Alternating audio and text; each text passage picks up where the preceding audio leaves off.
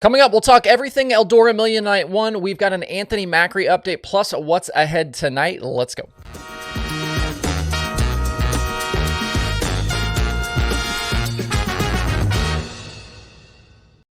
It's Thursday, July 13th. I'm Justin Fiedler. This is Dirt Tracker Daily. It is Million Day at Eldora, and there's a bunch to unpack from the prelim night. We'll start first with an update on the situation with Anthony Macri. He's not at Eldora and will not be through the weekend, which I think is a bit surprising. Bernie Stubjen offered to bring out a second Indy race parts car for Macri for the Million in Kings Royal, but Macri declined. He told Jeremy Elliott he's sitting out this weekend and maybe next weekend as well. Supposedly, he's received calls from other teams, but a return to the 39M at this point doesn't seem super likely. When asked about his family-owned team, Macri said, quote, "That's out of the equation. That's not going to be an option. Obviously, I have to thank my parents for getting the operation to where it is, and it's just a falling out. We had different beliefs or ideas on certain things moving forward, and we couldn't come to an agreement. So I decided to leave, but I have to thank them, thank Joe Mooney and everyone involved, the sponsors and all the fans who stuck behind me since the beginning to now. It's not the end, and I'm going to be racing again, so hopefully they will follow me to my next adventure," unquote. You can see Jeremy's full piece over at sprintcarunlimited.com with more comments from Macri about the whole situation. We'll see what ends up happening here with Macri. The future, I think, is just as uncertain for the 39M as well.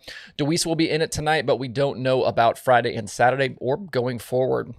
And it was a tough night for the 39M and Dewease as they backed up in their heat race and then didn't transfer out of the B main in Group B. He starts 8th in Heat 5, and only the top 3 from the heats transfer to the Million main event.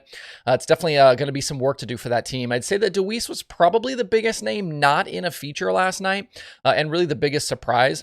Guys like Darren Pittman, Brett Marks, Zeb Wise were all outside of feature transfer spots in the heat races, but they did race their way in through B mains. And I did want to give a hat tip as well to the Vermeer 55 crew led by Clinton Boyles and the Crouch 11 squad led by Brad Alexander. Both did incredible work last night to get their drivers back into the fight. Vermeer got Kerry Madsen rolling again for the heat, and the Crouch 11 was ready to go for their B main after both were involved in crashes. The Eliason crash was pretty damn big.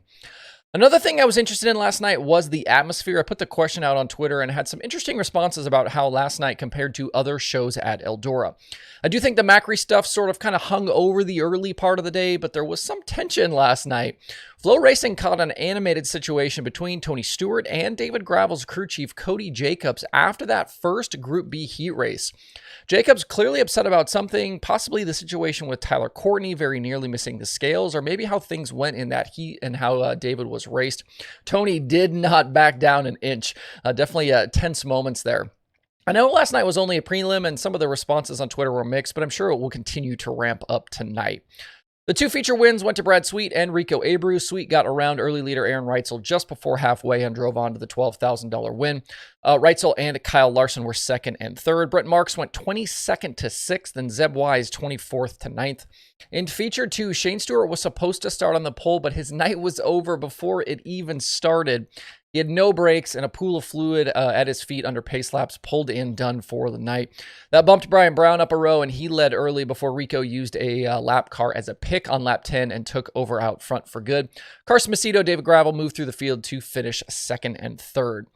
Looking ahead to tonight, last night's total points earned through the program set up today's heat race lineups. Carson Macedo, Logan Schuchart, David Gravel, Brad Sweet, Kyle Larson, and Aaron Reitzel are the 6 heat race pole sitters. The top 3 from each heat transfer straight to the night's feature.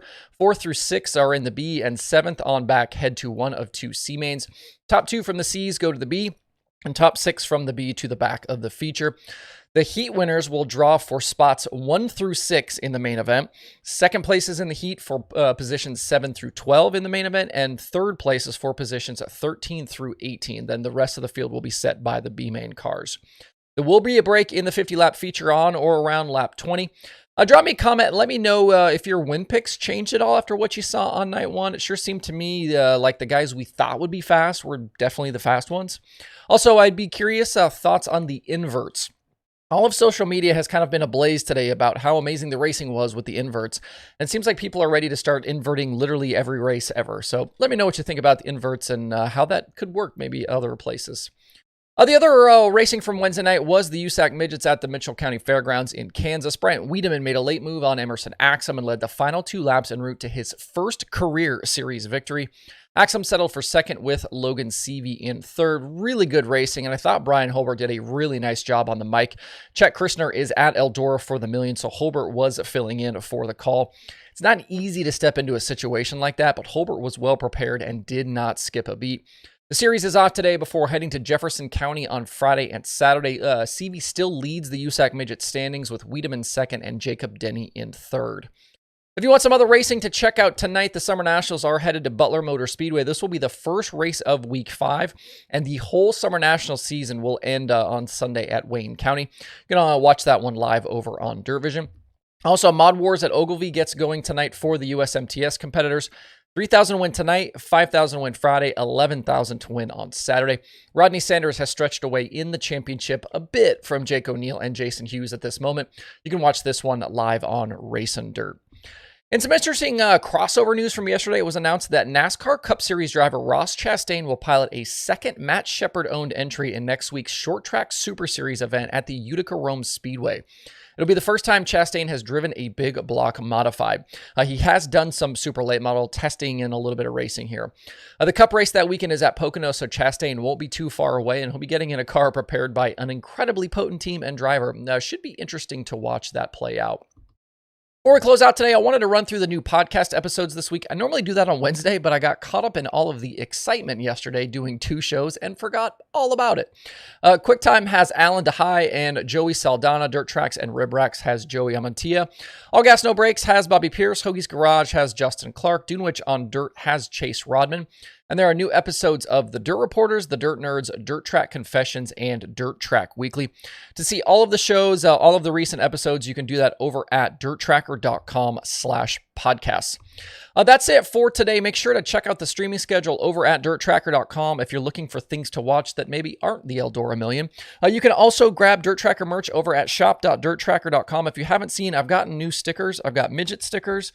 The sprint car stickers are back in stock, and there are modified stickers as well to go along with I've got, I think, 3 or 4 of the black Flex Fit hats left, and then there are the 2 t-shirt options. The classic logo looks like this, and the Under the Lights logo that's on the blue shirt. You can find all of that stuff over at shop.dirttracker.com. I hope you guys have a good Thursday out there. We'll see you right back here tomorrow.